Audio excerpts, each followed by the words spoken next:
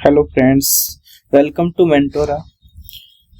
आज हम पढ़ेंगे विजन का टेस्ट सीरीज 6310 जो कि पहला टेस्ट है और इसका पार्ट 2 होगा आज, क्योंकि पार्ट 1 में हमने पढ़ा था, लेकिन आज हमारा होगा पार्ट 2। पार्ट 1 में हमने जो पढ़ा था 12 क्वेश्चंस, उसको हमने लिखा था हाथ से, लेकिन इस बार हमने हाथ से नहीं लिखा, लेकिन उसके अंदर कुछ इनोवेशंस किए हैं। वो एक बार आप देख के बताना कि कैसा लगा आपको कंटेंट। क्वेश्चन नंबर 13 से आज हमारा क्वेश्चन रहेगा 13, क्योंकि 12 तक तो हमने पिछले क्लास में हमने 12 क्वेश्चन कर लिए थे। आज हमारा क्वेश्चन 13 नंबर से ही स्टार्ट होगा।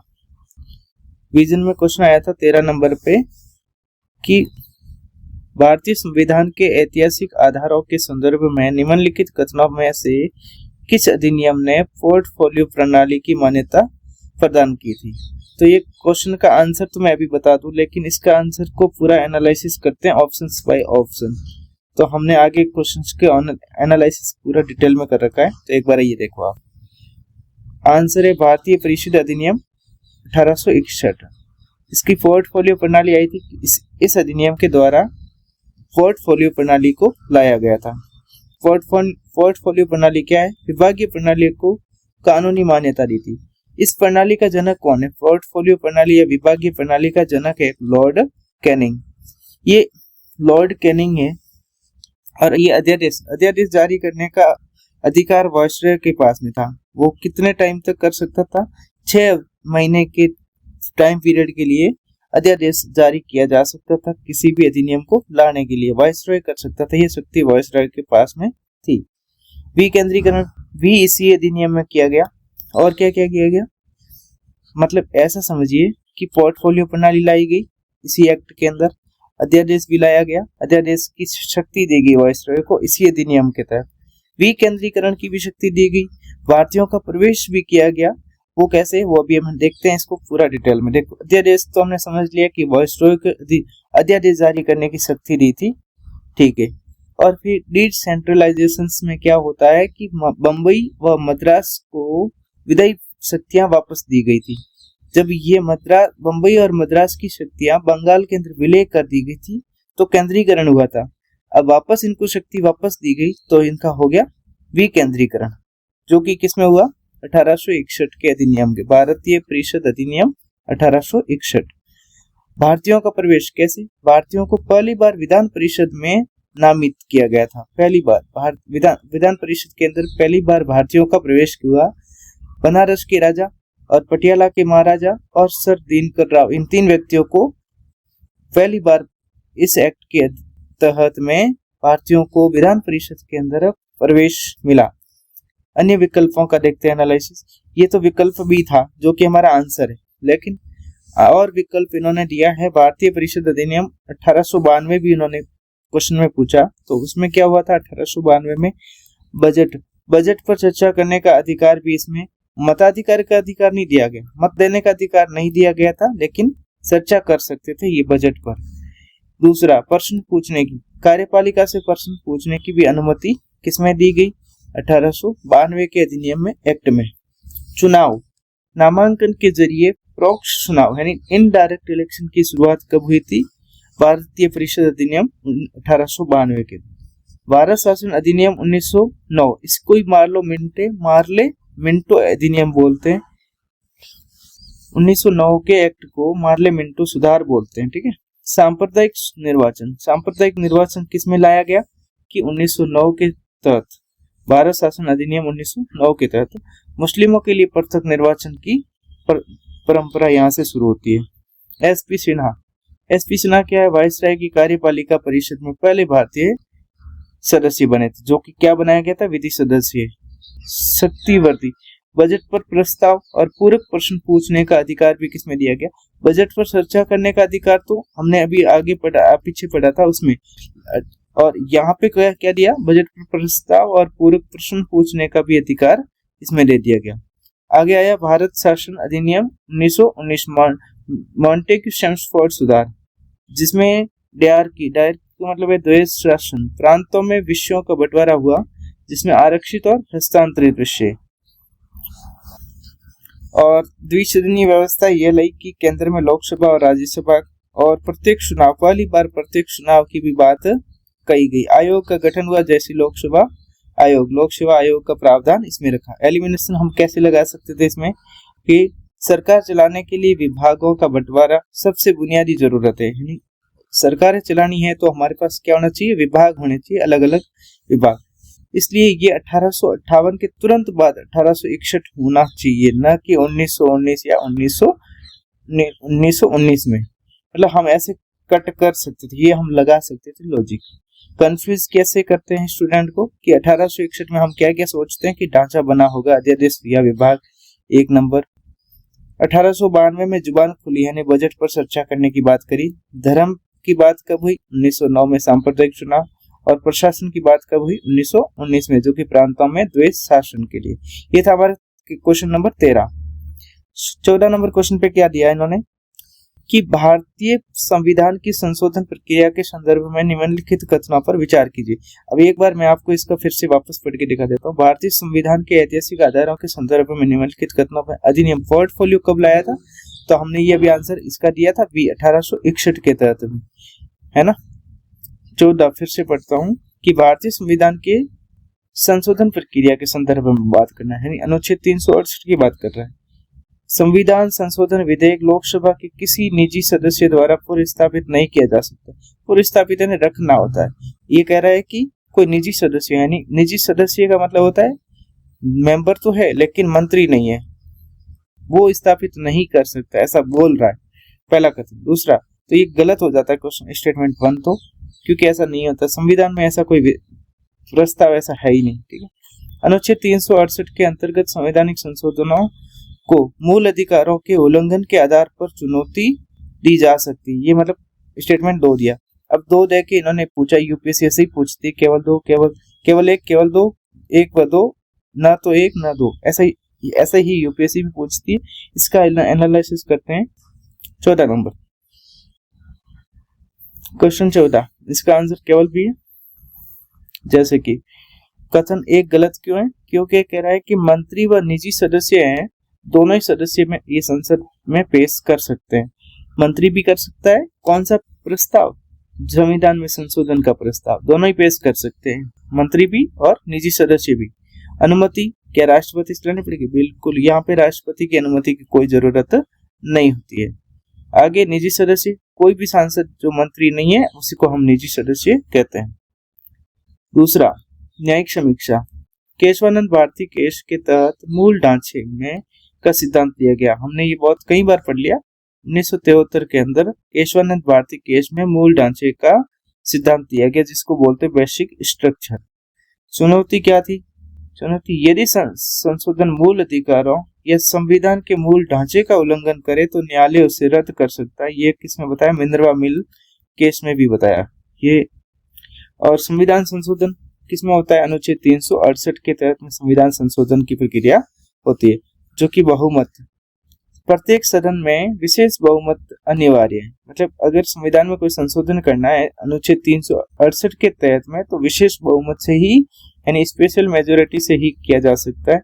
इसमें क्या संयुक्त बैठक का प्रावधान है या नहीं, तो बिल्कुल संयुक्त बैठक का कोई प्रावधान नहीं है। अनुच्छेद 108 के तहत में, अनुच्छेद 108 में कहा कि कोई विशेष ऐसा कोई प्रावधान नहीं है कि संयुक्त बैठक बुलाई जाए।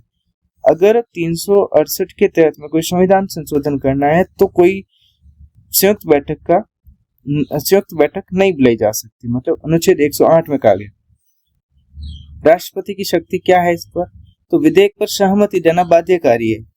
ये बाध्यकारी कब बनाया, 24वां संविधान संशोधन 1971 में। न वीटो और न ही पुनर्विचार, इस पे राष्ट्रपति न तो वीटो दे सकता है, न ही पुनर्विचार के लिए भेज सकता है। किसमें, अगर संविधान में संशोधन का बिल है तो। सदन क्या है, कौन कौन से सदन में ये पारित किया जा पेश किया जा सकता है, तो लोकसभा में भी पेश और राज्यसभा में भी पेश किया जा सकता है। यानी लोकसभा या राज्यसभा किसी भी में सदन में पेश किया जा सकता है। एलिमिनेशन हम कैसे लगा सकते थे, लॉजिक हमारा क्या क्या हो सकता था, तो सांसद का अधिकार, लॉजिक होता था कि कानून बनाना हर सांसद का काम है, क्योंकि एक सांसद का तो है नहीं, कोई मंत्री बना ऐसा तो है नहीं, सांसदों का काम है, चाहे वो मंत्री हो या नहीं हो। निजी सदस्य विधेयक, प्राइवेट बिल का प्रावधान है, इसलिए संशोधन विधेयक पर रोक अतार्किक है। ठीक है। और हम कंपैरिजन कैसे कर सकते थे धन विधेयक के साथ, केवल मंत्री प्लस राष्ट्रपति की पूर्व अनुमति। धन विधेयक होता तो केवल मंत्री ही प्रस्ताव रख सकता है, वो भी राष्ट्रपति की पूर्व अनुमति से। संविधान संशोधन विधेयक है तो कोई भी सांसद पेश कर सकता है, पूर्व अनुमति की कोई जरूरत नहीं है। चेक बैलेंस में क्या होता था कि अगर कथन 2 गलत होता तो संसद निरंकुश हो जाती। भारतीय संविधान में न्यायिक समीक्षा का एक सुरक्षा कवच है, कि मतलब ये क्वेश्चन हमने ऐसा लगा सकते थे। मैं वापस क्वेश्चन पे आता हूँ क्योंकि हमने एलिमिनेशन देख लिया पूरा। यहाँ से देखो कि इसमें बोला कि किसी निजी सदस्य के द्वारा पूर्व स्थापित नहीं किया जा सकता। हमने पढ़ा कि निजी हो या सही मंत्री दोनों ही प्रस्ताव रख सकते हैं, तो ये तो हमारा स्टेटमेंट गलत हो जाएगा। दूसरा बचा तो अनुच्छेद 368 के तहत संवैधानिक संशोधनों के मूल अधिकारों का उल्लंघन के आधार पर चुनौती दी जा सकती है, तो ये बिल्कुल मूल अधिकारों के उल्लंघन होता है अगर तो चुनौती दी जा सकती है। केशवानंद भारती में ये कहा गया कि मूल ढांचे की बात, तो उसके तहत ये बात आ जाएगी, तो ये स्टेटमेंट 2 सही हो जाएगा। आंसर हो जाएगा हमारा बी। 15वां नंबर, हाल ही में मराठी भाषा को आधिकारिक तौर पर, ये हम मराठी भाषा की बात कर रहे हैं, शास्त्रीय भाषा का दर्जा प्रदान किया गया। मराठी के अतिरिक्त निम्नलिखित किस भाषाओं को शास्त्रीय भाषा के रूप में मान्यता दी गई? बात यह है, तो हम एक बार इसको देख लेते हैं आगे कौन कौन सी विषय। 11 भाषा शास्त्रीय भाषा है। 15वां नंबर क्वेश्चन, तमिल, संस्कृत, कन्नड़ और पाली, ये ऑप्शन ए में है, जो कि आंसर है हमारा तमिल है, संस्कृत है, कन्नड़ है और पाली है। बाकी वाला ऑप्शन कैसे कैसे कटेगा वो मैंने आगे एलिमिनेशन में बता दिया। हाल ही में अक्टूबर 2024 भारत सरकार ने 5 नई भाषाओं को शास्त्रीय भाषा का दर्जा दिया गया, क्लासिकल लैंग्वेज। अब कुल हमारे पास कितनी है? 11 शास्त्रीय भाषाएं हो गई। पुरानी 6, वो कौन कौन सी? तमिल सबसे पहले पुरानी भाषा है तमिल, जो कि 2004 के अंदर शास्त्रीय भाषा का दर्जा मिला, सबसे पहली बार मिला था तमिल को। फिर संस्कृत को 2005 में मिला, और कन्नड़ और तेलुगु को 2008 में मिला था, मलयालम को 13 में और ओडिया को 14 में मिला था। अभी 5 नई भाषाएं जोड़ी गई है, जो कि 2014 में, अक्टूबर 2024 में मतलब। और मराठी, पाली, प्राकृत, असमिया और बंगाली, ये 5 भाषाओं को दर्जा दिया गया है 2024 में। अक्टूबर 2024 में इन 5 भाषाओं को, कौन कौन सी? मराठी, पाली, प्राकृत, असमिया, बंगाली, इन 5 भाषाओं को हाल ही में दर्जा दिया गया सांस्कृतिक भाषाओं का। एलिमिनेट हम कैसे कर सकते थे? ऑप्शन बी में लिखा हिंदी और कश्मीरी है, उनको हम कट कर सकते थे, क्योंकि हिंदी हमारे पास शास्त्रीय भाषा नहीं है और ये कश्मीरी भी शास्त्रीय भाषा नहीं, तो वहां से कट हो सकता था। ऑप्शन सी में पंजाबी से कट हो सकता था, क्योंकि पंजाबी नहीं है शास्त्रीय भाषा। ऑप्शन डी में गुजराती, इससे हम कट कर सकते थे कि गुजराती भी हम शास्त्रीय भाषा नहीं। ऑप्शन ए में तमिल 2004 में भी हम पता है, संस्कृत हुई 2005 में, कन्नड़ 2008 में, ये पहले थी, हाल ही में पाली को जोड़ा गया 2024 में, ताकि ये हमारा ऑप्शन सही हो जाएगा। याद रखने की कुछ ट्रिक्स। साउथ इंडिया कितनी भाषा है शास्त्रीय? 4। साउथ इंडिया की 4 कौन कौन सी है? तमिल है, तेलुगु है, कन्नड़ है और मलयालम। ये 4 भाषा कहाँ की है? साउथ इंडिया की। एंशियंट या रूट है सबसे पहले की भाषा, बहुत पुरानी, सबसे पुरानी, तो संस्कृत, पाली और प्राकृत, ये 3 है, 3 भाषाएं। वेस्ट और ईस्ट की 3 भाषाएं, वेस्ट या ईस्ट की, उड़िया, बंगाली और असमिया। और न्यू एंट्री कौन सी? मराठी की। तो ये हमारे पास याद रख सकते हैं ऐसे, ये भाषाएं थी। 15वां नंबर क्वेश्चन पे। 16वां नंबर क्वेश्चन दिया है इन्होंने, राज्य की नीति निर्देशक तत्व भारत के लिए उपयोगी रहे, क्योंकि ये डीपीएसपी की बात कर रहे हैं, डीपीएसपी के क्वेश्चन है। स्टेटमेंट 1 दिया, पहला कथन दिया कि ये भारतीय संघ के अधिकृतों को उन सामाजिक एवं आर्थिक मूल सिद्धांतों का स्मरण कराते हैं जो संविधान के लक्ष्यों को प्राप्ति से जुड़े हैं। ये विधि की संवैधानिक वैधता को निर्धारित करने में न्यायालयों की सहायता करते हैं। ये सत्तारूढ़ दल की राजनीतिक विचारधारा से परे एक साझा राजनीतिक घोषणा पत्र के रूप में कार्य करते हैं। इसको हम देखते हैं 16 नंबर। देखो आंसर तो है 1 और 2, तीनों कथन को सही माना। डीपीएसपी की उपयोगिता क्या है कि पहला कथन दिया था, ये सरकार को सामाजिक आर्थिक लोकतंत्र के लक्ष्यों को याद दिलाता है, बिल्कुल सही हो जाता। दूसरा, ये मतलब मैंने सिंपल लैंग्वेज में लिखा है, उसमें बहुत टफ लैंग्वेज करके, तो इसको सिंपल लैंग्वेज में हो रखा है, सामाजिक आर्थिक लोकतंत्र की बात करता है, तो ये बिल्कुल सही हो जाएगा। कोर्ट कानूनों की संवैधानिक वैधता की जांचने के लिए इसका उपयोग कर सकता है। भले ही ये कोर्ट में लागू नहीं है, लेकिन इसकी संवैधानिक वैलिडिटी चेक कर सकता है। संवैधानिकता जांच करने में कोर्ट इसकी उपयोगिता रखता है। सरकार बदलने पर भी ये नीतियां निरंतरता बनाए रखती है कि सरकार बदल जाए लेकिन ये डीपीएसपी में ये निरंतरता रहती है। एलिमिनेट हम कैसे कर सकते थे? पॉजिटिव लॉजिक यानी उपयोगिता पूछ रहा है, तो ये डीपीएसपी के सकारात्मक है प्रभाव बता रहे हैं, जो कि अतः सभी सही हो सकते हैं। कॉन्सेप्ट से कैसे हम कर सकते थे कि हम सोचते हैं कि ये गैर न्यायोचित है, से कंफ्यूज हो सकते थे कि गैर न्यायोचित है, इससे हम मतलब गलत कर सकते थे दूसरे स्टेटमेंट को। आप इसे लागू करवाने के लिए कोर्ट नहीं जा सकते, लेकिन कोर्ट कानून को सही ठहराने के लिए इसका सहारा तो ले ही सकता है ना। तो इसलिए इस लॉजिक से हमारा तीसरा भी सही हो जाएगा। क्वेश्चन 16 में तीनों ही सही है, मतलब पहला स्टेटमेंट भी सही है, दूसरा भी, तीसरा भी है, तो इसका आंसर हो जाएगा पहला, यानी 1 2 3 तीनों ही सही है। इसमें सही पूछा था। 17 में देखो, कौन से 1949 में हस्तांतरित संविधान की मूल उद्देशिका में शामिल नहीं थे। मतलब ये बताया कि मूल उद्देशिका में शामिल कौन कौन नहीं थे। गणतंत्र, संप्रभु, समाजवादी, पंथनिरपेक्ष, इसमें कौन कौन शामिल नहीं थे पूछा है ना, क्योंकि 3 शब्द बाद में जोड़े हैं संविधान संशोधन करके, तो इसमें पूछा है डायरेक्ट, सिंपल क्वेश्चन है। मतलब आगे हम इसको भी एलिमिनेट तो पूरा किया ही। 17 नंबर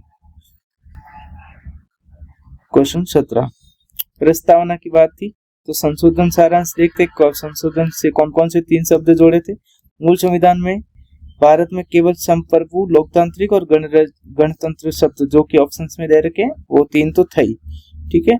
और दूसरी बात करी इन्होंने परिवर्तन करके 42वां संविधान संशोधन 1976 के अंदर हुआ, जो कि 3 नए शब्द जोड़े। कौन कौन से? समाजवादी, पंथनिरपेक्ष और अखंडता, ये 3 शब्द जोड़े थे। प्रस्तावना में अब तक केवल एक बार ही संशोधन हुआ है, जो कि कब हुआ है? 42वां संविधान संशोधन 1976 में हुआ था। तो ये सिंपल क्वेश्चन था। हम डायरेक्ट क्वेश्चन नंबर 18 देखेंगे। क्वेश्चन नंबर 18, इसका आंसर देख लो कि गणतंत्र, संप्रभु ये तो पहले ही थे, और कौन सा जोड़ा? समाजवादी और पंथनिरपेक्ष। तो 3 व 4, इसका आंसर क्या आ जाएगा? सी, ठीक है। ये 42वें संविधान संशोधन 1976 में उसके द्वारा जोड़ा गया, ठीक है। 18वां क्वेश्चन दिया, निम्नलिखित में से कौन सा संविधान सभा की प्रारूप समिति का सदस्य नहीं था। ये भी बहुत इजी क्वेश्चन है कि प्रारूप सभा की प्रारूप समिति थी, उसके सब सदस्य कौन नहीं है ना। तो यहाँ से वैसे अपना आंसर तो लगा सकते हैं कि ये तो 3 तो थे, जेबी कृपलानी नहीं थे, ठीक है। तो इसका आंसर तो आ ही गया, लेकिन अपन देखते हैं पूरा विस्तार इसका। 18 नंबर देखो, जेबी कृपलानी नहीं है, आंसर तो इनका जेबी कृपलानी होगा। जेबी कृपलानी है संविधान सभा की प्रारूप समिति के सदस्य नहीं थे।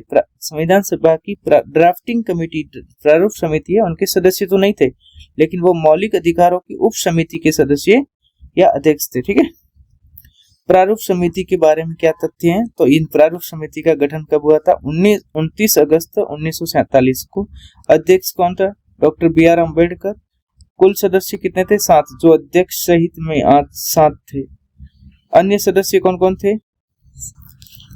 N गोपाल स्वामी अयंगर, अल्लादी कृष्ण स्वामी अय्यर, डॉक्टर KM मुंशी, जो कि विकल्प बी में दे रखा है ना। इसका आंसर ये हो जाता। सैयद मोहम्मद सादुल्ला ऑप्शन सी में दे रखे हैं, जो कि है माधव N माधवराव, जो कि BL मित्तल की स्थान पर लिया था, क्योंकि इनका स्वास्थ्य खराब होने की वजह से इन्होंने इस्तीफा दे दिया था।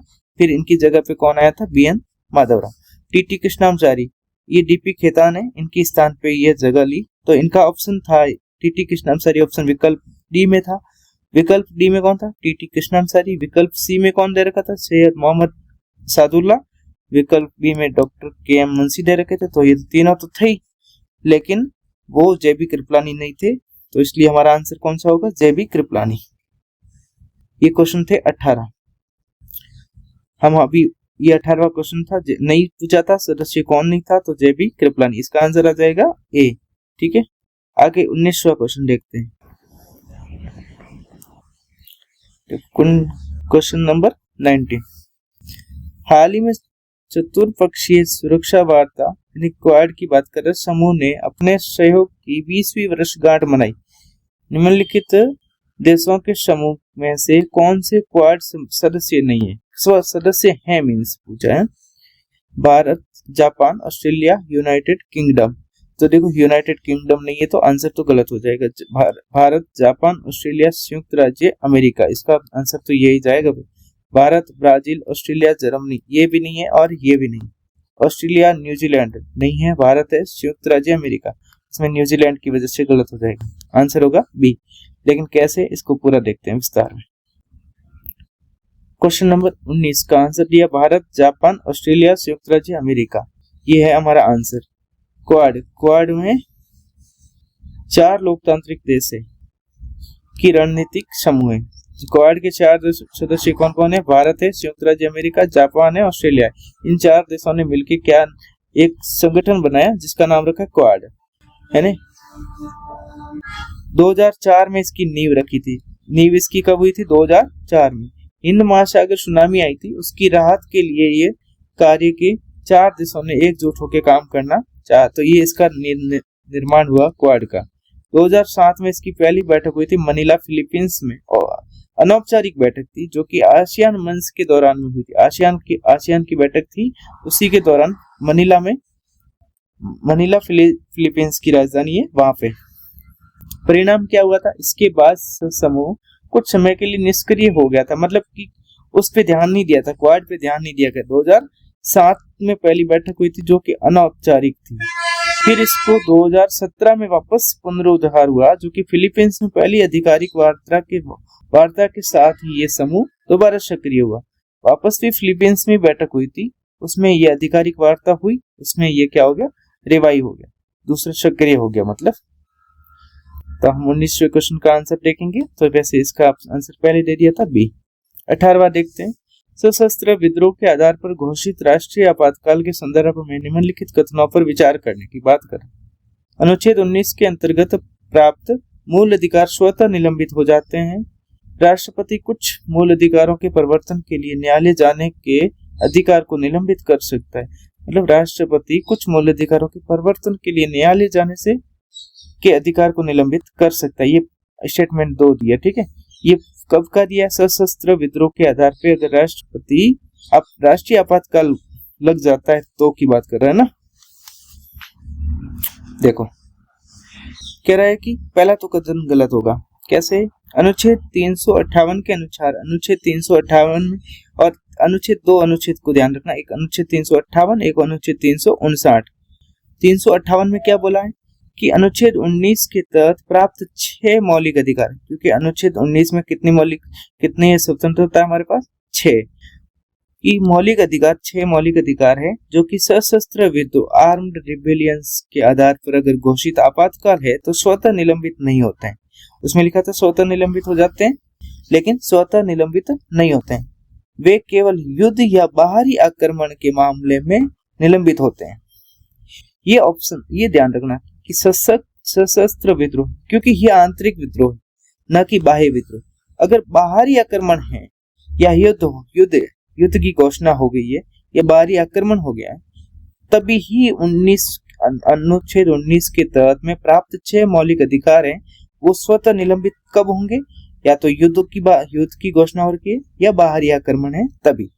ये आंतरिक विद्रोह है जो कि सशस्त्र विद्रोह बोलते हैं, इसमें आर्म्ड रिबेलियंस इसके द्वारा स्वतः निलंबित नहीं होते हैं, ठीक है, निलंबित नहीं होते। ये प्रावधान 44वें संविधान संशोधन 1978 में किया गया, क्योंकि इस शब्द को भी तब जोड़ा गया। ये 44वें संविधान संशोधन हुआ, उसी के द्वारा ये शब्द जोड़ा गया सशस्त्र विद्रोह।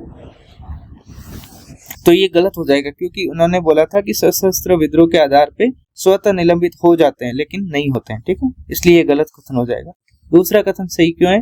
क्योंकि अनुच्छेद 359, ये अनुच्छेद 358, ये अनुच्छेद 359 के तहत राष्ट्रपति आपातकाल युद्ध है या बाहरी आक्रमण है या सशस्त्र विद्रोह है, ये तो तीनों ही शब्द लिख रखे हैं, बाहरी आक्रमण या युद्ध या सशस्त्र विद्रोह के दौरान अन्य मौलिक अधिकार में ये कौन कौन से? अनुच्छेद 20 व 21 को छोड़कर अन्य मौलिक अधिकार है वो परिवर्तन के लिए न्यायालय जाने से अधिकार को निलंबित कर सकता है।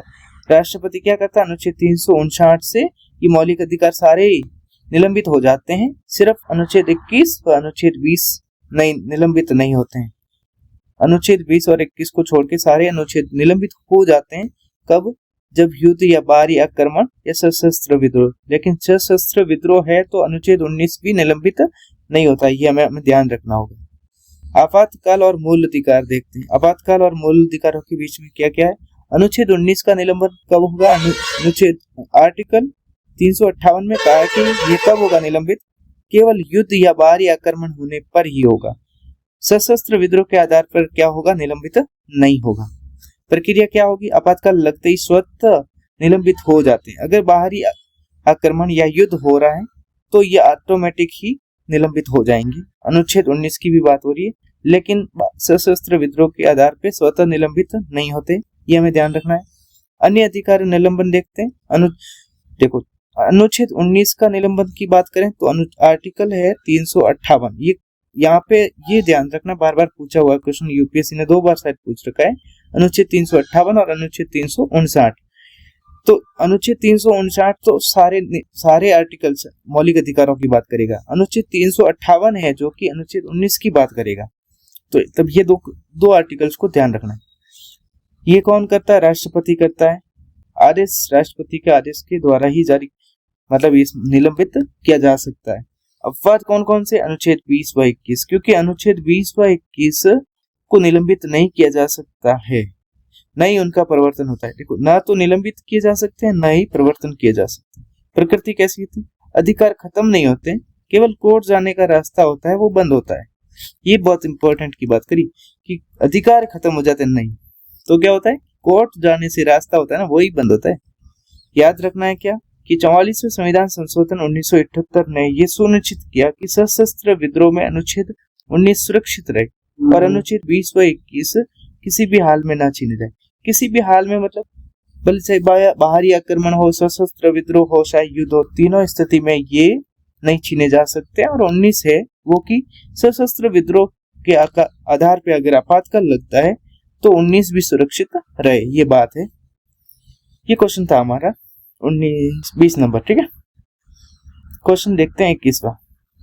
20 का एक बार फिर से देखते हैं कि 19 में बोला है कि मूल अधिकार स्वतः निलंबित हो जाते हैं। कब की बात थी?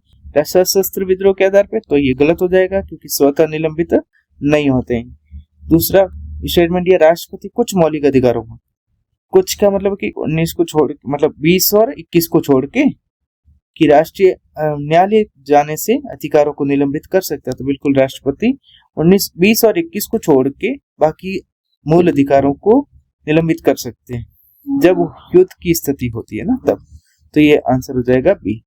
21वां क्वेश्चन है, हाल ही में भारत ने जलवायु परिवर्तन पर संयुक्त राष्ट्र फ्रेमवर्क कॉन्फ्रेंस UNFCCC को अपनी चौथी द्विवार्षिक अद्यतन रिपोर्ट प्रस्तुत की। इस रिपोर्ट के अनुसार ग्रीन हाउस गैसेस उत्सर्जन में निम्नलिखित क्षेत्रों के योगदान के आधार पर इन्हें अवरोही क्रम में व्यवस्थित करने की बात कर रखा है।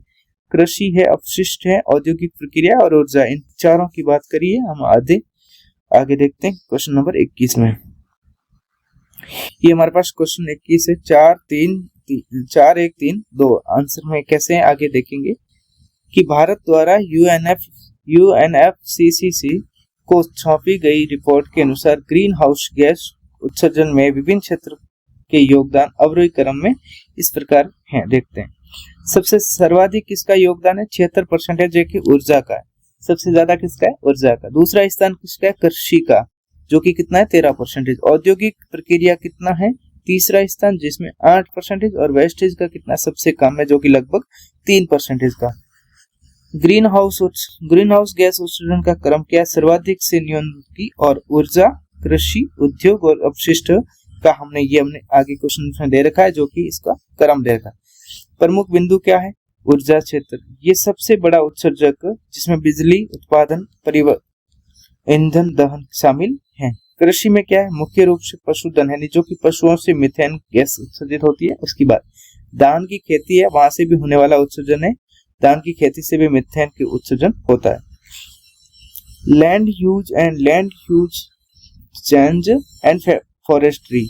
वन क्षेत्र भारत के लिए एक कार्बन सिंक है। वन क्षेत्र है जो कि भारत का क्या है, कार्बन सिंक है का काम करता है, यानी ये कार्बन सोखता है लगभग कितना 15% उत्सर्जन को कम करता है। हमारे पास में जो वन क्षेत्र है जो कि 15% उत्सर्जन को कम करता है, क्योंकि कार्बन सिंक की तरह काम करता है, कार्बन सिंक का काम करता है। देखते हैं इसका आंसर वापस से 21 नंबर पे, क्वेश्चन नंबर 21। तो सबसे ज्यादा किसका था, हमने अभी देखा ऊर्जा का 4 नंबर, यहाँ से 4 था, यहाँ से 4 था, ठीक है। फिर किसका था, औद्योगिक अपशिष्ट का 3 पे, तो ये 3, फिर 1 कृषि, फिर सबसे कम किसका था, अपशिष्ट वेस्ट का, तो ये हो जाए आंसर क्या आ जाएगा, डी, ठीक है। क्वेश्चन नंबर 22 देखते हैं।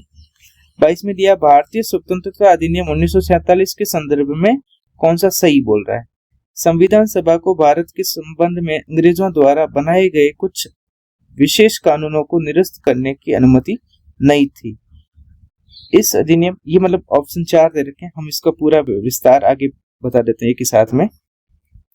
अनुच्छेद क्वेश्चन नंबर 22 था ना, ये है 22। इस अधिनियम द्वारा वायसराय का पद समाप्त कर दिया गया है। 1947 की बात करी थी, भारतीय स्वतंत्रता अधिनियम 1947 में वायसराय पद को क्या कर दिया गया, समाप्त। और 1947 के माध्यम से भारत में ब्रिटिश शासन समाप्त हुआ, बिल्कुल।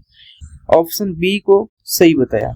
ऑप्शन बी में क्या है, इसने वायसराय पद का समाप्त किया और प्रत्येक डोमिनियन यानी भारत और पाकिस्तान के लिए एक गवर्नर जनरल का पद सर्जित किया। गवर्नर जनरल का पद सर्जित किया और वायसराय पद को समाप्त कर दिया गया। विकल्प ए गलत क्यों है, क्योंकि संविधान सभा को एक संप्रभु निकाय बनाया गया था, उसे किसी भी ब्रिटिश कानून को रद्द करने या बदलने का पूरा अधिकार था। स्वयं स्वतंत्रता अधिनियम को भी बदलने का अधिकार किसको दिया गया, संविधान सभा को। इसलिए पहला कथन गलत दिया, पहला स्टेटमेंट गलत हो गया था, दूसरा सही हो गया था, तीसरा गलत क्यों है, क्योंकि इसने भारतीय रियासतों पर ब्रिटिश संप्रभुता की समाप्ति की घोषणा करी थी। ब्रिटिश संप्रभुता है जो कि भारत की रियासतों पर है, उसमें क्या करी, समाप्ति की घोषणा इसी के तहत करी। चौथा गलत क्यों है, रियासतों को ये स्वतंत्रता दी गई कि वे भारत या पाकिस्तान में शामिल हो सकती है या स्वतंत्र भी रह सकती है। पदों में क्या क्या बदलाव हुआ था कि वायसराय पद हुआ था वो समाप्त हुआ था, गवर्नर जनरल है जो कि नया पद बना था। माउंटबेटन भारत के पहले गवर्नर जनरल बने। भारत सचिव है जो कि उसका पद क्या हुआ, समाप्त हुआ। ये कार्य था राष्ट्रमंडल मामलों के लिए सचिव को सौंपे गए थे, वो पद क्या हुआ, समाप्त हुआ। शक्तियां क्या मिली, संविधान सभा पूर्णतः संप्रभु बनाई गई थी। संविधान सभा थी वो क्या थी, पूर्णतः संप्रभु, सॉवरेन थी। कोई भी ब्रिटिश कानून को बदलने की शक्ति दी गई थी। रियासतों को क्या था, ब्रिटिश सर्वोच्चता खत्म कर देगी और उन्हें 3 विकल्प दिए, किनको, रियासतों को, कि भारत में शामिल हो सकती है, पाकिस्तान में जा सकती है या स्वतंत्र भी रह सकती है। ये था हमारा 22 नंबर क्वेश्चन। एक बार अब फिर से देखते हैं क्योंकि सिंपल भाषा में हमने समझ लिया। पहला स्टेटमेंट इन्होंने दिया कि संविधान सभा को भारत के संबंध में अंग्रेजों द्वारा बनाए गए कुछ विशेष कानूनों को निरस्त करने की अनुमति दी नहीं थी मतलब ये तो मना कर रहा है, लेकिन अनुमति थी कि कुछ भी बदल सकते हैं। इवन भारतीय स्वतंत्रता अधिनियम 1947 को भी बदल सकती है, तो सॉवरेन थी, इसलिए ये तो नहीं बोल रहा है, तो ये सब गलत हो जाएगा। ऑप्शन बी में दिया इस अधिनियम द्वारा वायसराय का पद समाप्त किया गया, तो हम जानते हैं कि इसमें इस अधिनियम के द्वारा क्या किया, वायसराय के पद को समाप्त कर दिया गया। 1947 में यद्यपि इसने भारत को स्वतंत्र घोषित कर दिया, किंतु भारतीय देशी रियासतों पर ब्रिटिश प्रभुत्व की समाप्ति की घोषणा नहीं की। तो यह हम अभी देखा कि ब्रिटिश देशी रियासतों पर भी ब्रिटिश संप्रभुता समाप्त हो गई थी इसी के द्वारा। तो ये तो मना कर रहा है कि नहीं हुई थी, लेकिन हो गई थी, तो ये स्टेटमेंट गलत हो जाएगा। इसने देशी रियासतों को स्वतंत्र रहने की अनुमति नहीं दी थी। ये कह रहे हैं कि स्वतंत्र रहने की अनुमति नहीं दी गई, क्योंकि देशी रियासतों को 3 ऑप्शंस दे रखे थे कि स्वतंत्र रह सकते हैं, भारत में जा सकते हैं या पाकिस्तान में जा सकते हैं। तो ये भी गलत हो जाएगा, इसका आंसर क्या जाएगा, बी। 23 नंबर क्वेश्चन है, अनुच्छेद 17, 23 और 24 उपयुक्त मूल अधिकारों में से कितने राज्य केवल राज्य की कार्रवाइयों के विरुद्ध व्यक्तियों को संरक्षण प्रदान करते हैं। ये बोल रहा है केवल राज्य के विरोधी व्यक्ति, लेकिन ये अनुच्छेद 17 है जो कि राज्य और व्यक्ति दोनों के विरोध में है।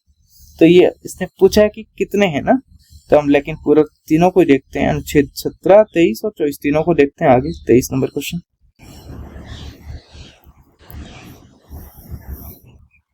क्वेश्चन 23, इसमें ये देखो कोई मौलिक कोई नहीं है, क्योंकि सामान्यतः मूल अधिकार राज्य स्टेट की मनमानी के खिलाफ उपलब्ध होते हैं। सामान्यतः मूल अधिकार है वो किसके विरोध है? राज्य के।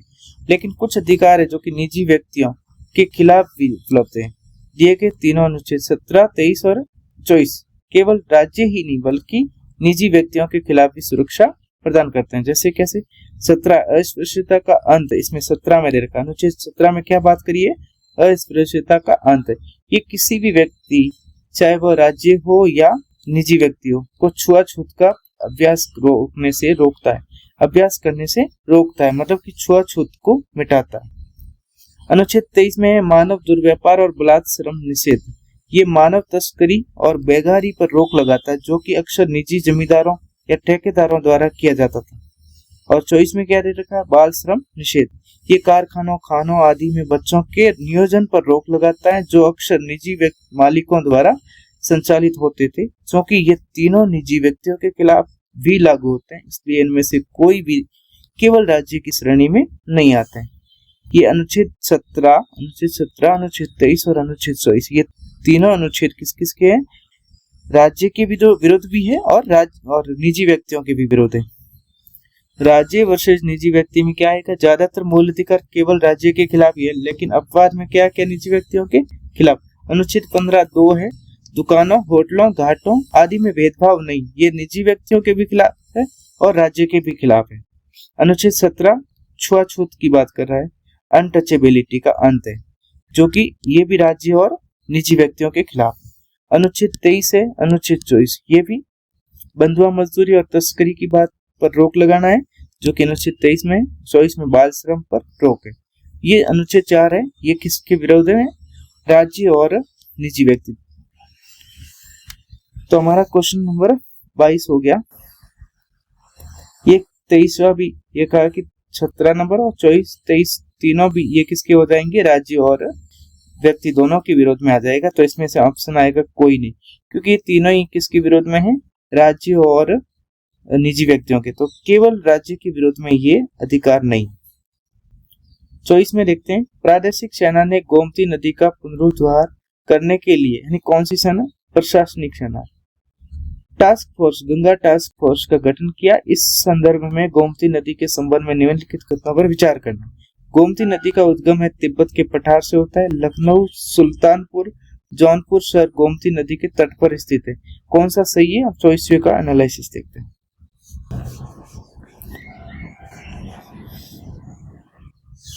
कि केवल बी कि कथन गोमती नदी का उद्गम है वो तिब्बत के पठार से नहीं होता। ये एक मैदानी नदी है जिसका उद्गम का भारत के उत्तर प्रदेश के पीलीभीत जिले में गोमत ताल से होता है। गोमत ताल को और क्या कहते हैं? फुलहर झील बोलते हैं।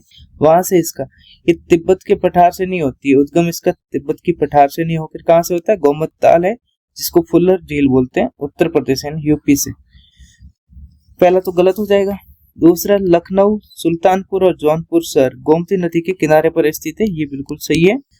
आगे हम देखते हैं कि इसकी स्थिति क्या है, भौतिक स्थिति। उद्गम कहां से होता है? हमने अभी देखा गोमत ताल, फुलहर झील, पीलीभीत जिला है उत्तर प्रदेश का, वहां से। इसकी विशेषता क्या है? ये हिमालय से नहीं निकलती है, बल्कि ये कैसी नदी है? मैदानी नदी है। संगम कहाँ पे होता है? गाजीपुर, जो कि सैदपुर कैथी के पास में गंगा नदी में मिल जाती है। तो इसको ऐसा कह सकते हैं, गोमती नदी है गंगा की सहायक नदी है। प्रमुख शहर कौन सा है? लखनऊ, सुल्तानपुर और जौनपुर है, वो गोमती नदी के तट पर है। गंगा टास्क फोर्स में क्या है? ये है प्रादेशिक सेना, टेरिटोरियल आर्मी की एक इकाई। मंत्रालय इसके अंतर्गत कौन सा था? कौन से मंत्रालय के अंतर्गत आती है? रक्षा मंत्रालय के तहत। लेकिन नमामि गंगे मिशन है जो कि किसके अंतर्गत आती है? जल शक्ति मंत्रालय के अंतर्गत आती है। कार्य क्या है? वनीकरण और नदी की निगरानी का काम करना है। इसका काम क्या है?